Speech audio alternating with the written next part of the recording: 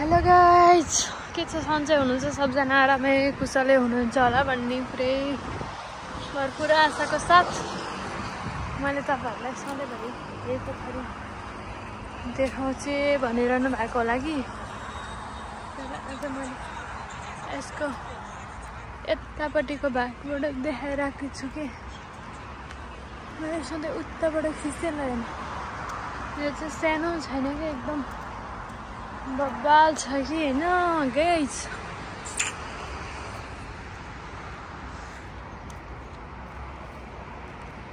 मलाई चाहिँ एकछिन एक्सर्साइज त होइन, नर्मल अलिकति हिँड्छु भनेर हिँडेको क्या। बिहानदेखि म कहीँ पनि हिँडेको छैन, घरबाट बाहिर पनि ननिस्केको, गर्मी भएर। अनि अहिले चाहिँ अलिक शीतल भयो कि हावा फिटिएर चलिरहेको छ है। यो मन्दिरको छेउमा हेर्नु त, यो कमलको फुलहरू हो क्या यो सबै।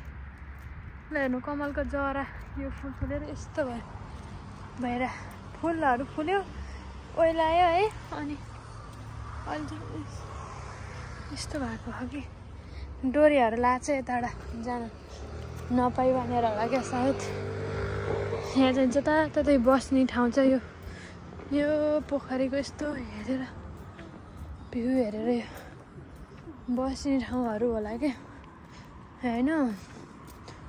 हेर्नु, शीतल ताप्नु पऱ्यो यहाँ, अलि उसमा बस्नु पऱ्यो। यहाँ रुखको छारी, रुखको हावाहरू आउने एकदम आनन्दमय छ क्या। माकुराले जालो चाहिँ नेपालमा मात्रै लाउँछ भन्नुहुन्छ नि, कोरियामा पनि लाउँछ। ल हेर्नु सक्नुहुन्छ तपाईँहरू, ल हेर्नु माकुरीको जालोले माकुरी म्याकुरी।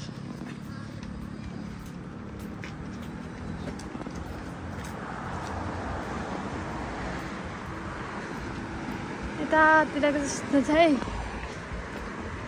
तपाईँहरूले देख्न सक्नुहुन्छ। ल हेर्नु खतरा। ओइ चप्पल चिप्लो भयो कि के हो?